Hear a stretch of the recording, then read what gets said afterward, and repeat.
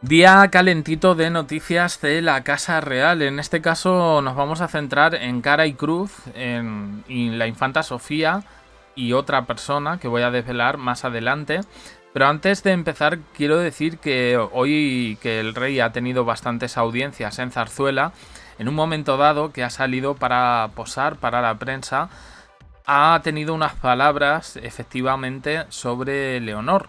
En concreto, un periodista le ha preguntado que cómo se estaban comunicando con su hija. Y él ha sido parco en palabras, no ha querido detallar mucho.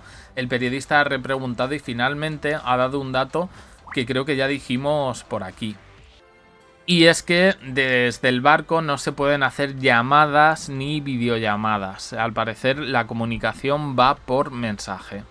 Entendemos que cuando atraquen en puerto, pues evidentemente ya pueden hablar un poco con sus familias, los miembros de la tripulación. Pero bueno, tenemos esta noticia que sale porque si el 2024 fue el año de Leonor a nivel informativo, a nivel institucional, parece que el 2025 se va a convertir en el año de la infanta Sofía. Se produce un hito importante y es que ella cumple 18 años el próximo 29 de abril. Y ahora mismo Zarzuela estaría diseñando un año con mayor presencia pública, en este caso para Sofía. Un año de más relevancia pública. Dicen que tras el éxito del primer acto en solitario que tuvo Sofía en aquellos premios de fotografía en los que no pronunció ni una sola palabra, se limitó a dar los premios, 2 besitos y ya, que dijimos que nos pareció bastante lejano. No es este fue uno al que acudió en este caso con Leonor. Pero bueno, la intención de Leticia y Felipe en este sentido es que ella tenga un papel cada vez más destacado en la agenda pública. Forma parte de la infanta Sofía de un plan de modernización de la monarquía, de acercar la Casa Real a los ciudadanos. Esto es un poco lo que se nos dice. En concreto estoy leyendo un medio monárquico, Monarquía Confidencial, y que la Casa del Rey estaría adaptando sus actividades y funciones para otorgarle un protagonismo acorde a su edad y su creciente madurez, consolidarla, su figura, como parte fundamental del futuro de la monarquía. Es decir, que no pase un poco lo que con Elena y con Cristina, que eran elementos que, bueno, estaban ahí, pero bueno, al final volaron, se casaron, se divorciaron y bueno, pues yo creo que yo esto lo veo más el paralelismo, en este caso con William y Harry, para que no ocurra precisamente lo que en la Casa Real británica, ¿no? Que de llamar a Harry, su propia familia, el reemplazo, pues finalmente creo que se lo terminó creyendo. En cualquier caso, bueno, es una iniciativa, un contexto en el que la monarquía necesita renovar su imagen y reforzar su conexión con las nuevas generaciones. Consolidar a Sofía como miembro activo en el ámbito público e institucional. Y que la preparación que se está llevando a cabo, pues quiere integrarla poco a poco en lo que va a ser un proceso de manera gradual. Bueno, pues yo lo veo bien, sobre todo evitar comparaciones entre hermanas y absurdeces, que yo creo que, fijaos que hemos hablado aquí de temas de la monarquía, y yo creo que en el tema de las comparaciones nunca hemos entrado. Se podía entrar, ¿no? Pero aquí yo lo veo bastante vacío de contenido para ir por ese camino. Entonces, bueno, aquí tenemos la cara, buenas noticias en este caso para Sofía y malas noticias para otro miembro de la familia real. O de la familia del rey. Parece ser que Leticia y Felipe estarían negociando con la reina Sofía, que es un poco la que se opone a esto. Y por cierto, que hay noticias de la reina Sofía diciendo que se encuentra sola, que es algo de lo que venimos advirtiendo pues prácticamente desde Nochebuena, y que se encuentra sola por los dos lados. Primero por la Casa Real, el núcleo duro, Leticia, Felipe y sus hijas, y por otro lado por sus nietos y las hijas de Sofía, Cristina y Elena.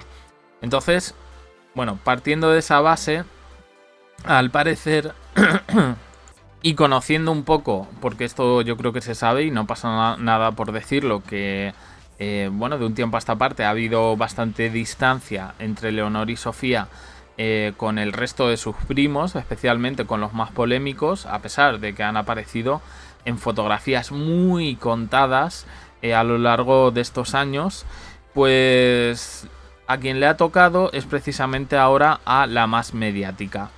Sí, porque de los Urdangarín podemos decir que el mayor está trabajando, el otro es deportista, está jugando al balonmano y los otros dos, los más pequeños, Miguel e Irene, están estudiando. Pero Froilán, ¿qué hizo con su vida? ¿Y por qué está en Abu Dhabi? Y ahora, evidentemente, le ha tocado el turno, como he dicho antes, a la más mediática, Victoria Federica. Victoria Federica no puede acercarse a Leonor ni a Sofía, la quieren fuera de España. Una estrategia que va enmarcada en esta campaña que han querido lanzar y que solo compran un poco los medios más casposos, se puede decir, que se llama la Leonormanía, ¿no? Que la Leonormanía me suena como, no sé, como a picor. O sea, es una cosa... es un término bastante obsoleto, lo veo muy de los años 90. Pero además es que yo creo que, o sea, a Leonor no hace falta que se le promocione, lo digo de verdad, creo que no necesita eso, ni que haya una corriente, ¿no? De repente la gente manifestarse a favor de Leonor. ¿Por qué? No sé. Y bueno, pues están impulsando esta Leonormanía.